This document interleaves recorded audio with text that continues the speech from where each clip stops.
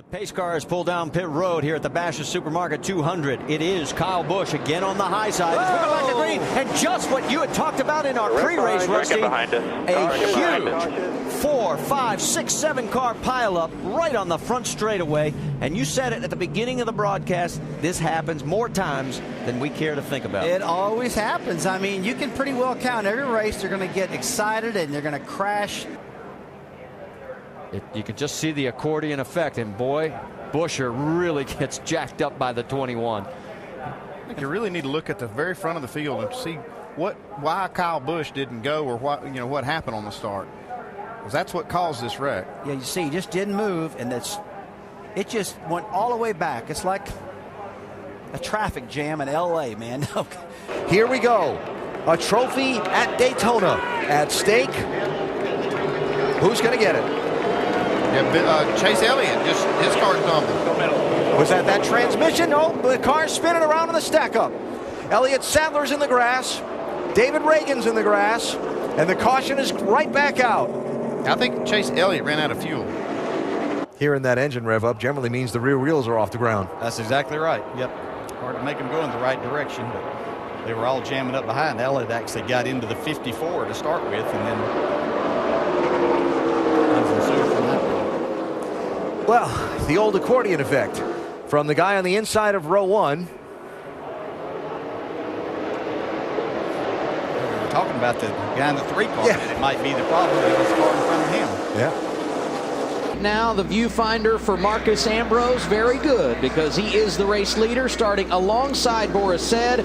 The green flag going back in the air at lap 66. Wow. Ooh, a lot of wheel spin back there on that. Oh, we got trouble. They're stacking up back there. 4 cars involved. Paul Menard, Denny Hamlin, Martin Truex Jr., Max Pappas among those.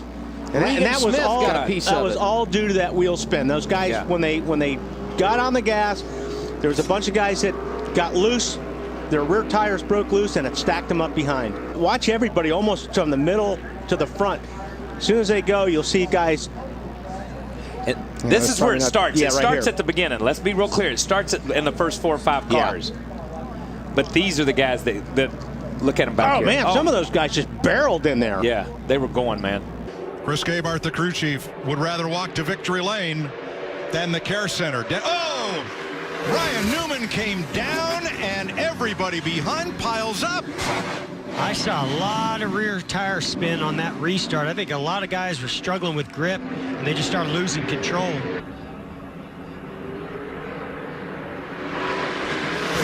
Boy, it wasn't much. It's interesting how he touches the 6, he starts spinning the wheels, losing control.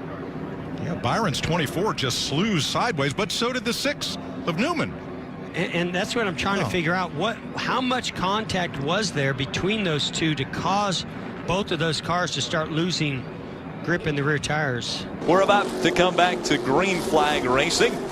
Again, out front, it's Stacy Compton winning the battle off of pit road. Halfway is being shown to the drivers. Problems on the front stretch. The smoke all across the front stretch, and that bottles up a couple different trucks. James Buescher, T.J. Bell. Todd Cleaver was involved on the 8 truck. He's against the inside wall, as you can see. One of those chain reaction things we see so many times. Looks like it may have started with a Eichler maybe in the 15, may have gotten the back of Buescher. It's hard to tell there. It was just they were all just seized up there. It's so hard to tell there because it's like the 11's being pushed the whole way. Like it almost wasn't under power. I don't know. I'm sure that's not the case. Coming back into the NBC Sports restart zone, 220 feet. Green flag back in the air. The 4 not going. They wreck behind him.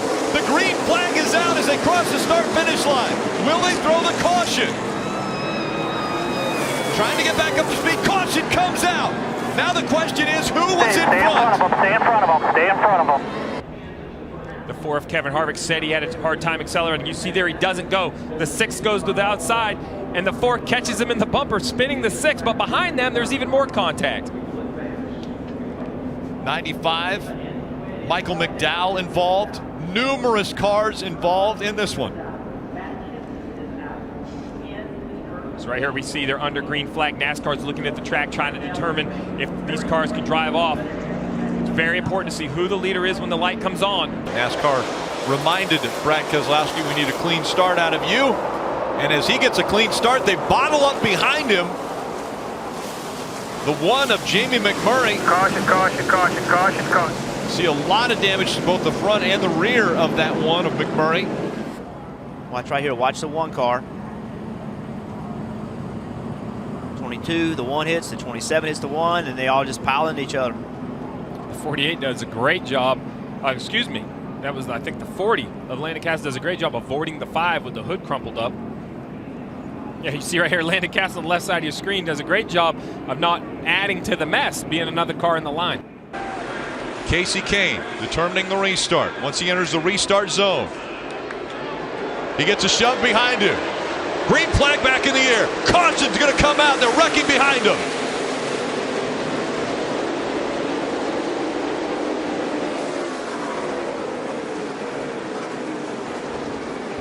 Look right here. Look at Kate. See Keselowski's hand out the window. He's asking for help. Hey, push me. Give me a push. That's what this is all about. And it actually helps Brad Keselowski. He actually gets ahead of Trevor Bayne, I believe. This push from the 6 car is better than the push from the 11. The 11 pushing Kane actually knocked the rear tires off the ground. The push from the 6 pushed the 2 car ahead. And Michael McDowell in the 95 was pushing the 6 and pushed him right around. We are green at Phoenix International Raceway. And already damaged. Check it out. John West Townley and others. Armand Carroga among those that got damaged before we even got the green flag, and already caution on the track. Man, that's a huge mistake. The front straightaway is really flat here at Phoenix. You can't see up ahead as well as you would hope, but you got to be cautious on this first start. See what happened coming off of turn 4 to the green flag. Look at him seize up there. John West was just on the gas and they weren't ready to go yet. That's just a situation where that talk needs to happen well before the green flag flies. Reminding your driver, the spotter's job to remind the crew chief, to remind the drivers that accordion effects happen here.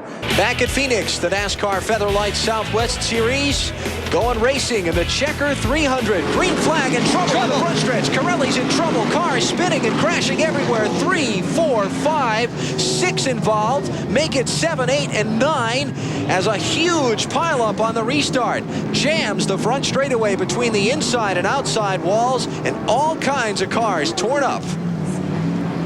Wow, that was a big one. Watch Corelli and Lamore here.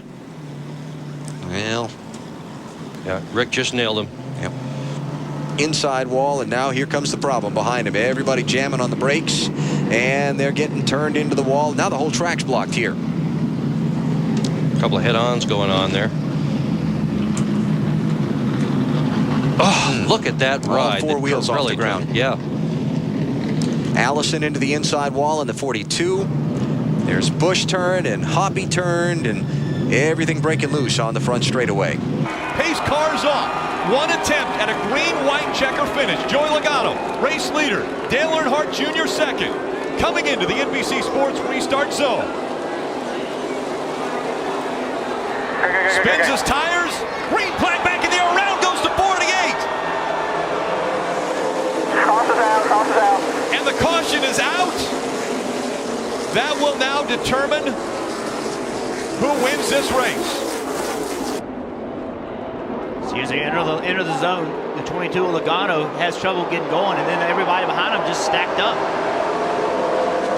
There you see, and the caution flag waves before they reach the start-finish line. Therefore, the race was never put under green flag condition. So this was not their first attempt. So look at Jimmy Johnson trying to push Paul Menard. Paul Menard trying to push the 2 Keselowski. Here we come to the restart zone on the bottom of the racetrack. Everybody's starting to bunch up. Everybody wants to push each other. The 78 ended up pushing the 48 so hard he pushes him around, gets him spun out. It just looks like when he went to 3rd gear, Jeff, that it either broke the gear or they never went. I don't know what happened. It wouldn't come out of second. It was stuck make in the second. shift. I don't know what would cause it to do that. And then back where Allmendinger and Newman were, everybody was coming full throttle. Oh yeah, you're winding it up in 3rd gear. You're getting up. You got a lot of speed at that point. From pit road, from the handheld cameras,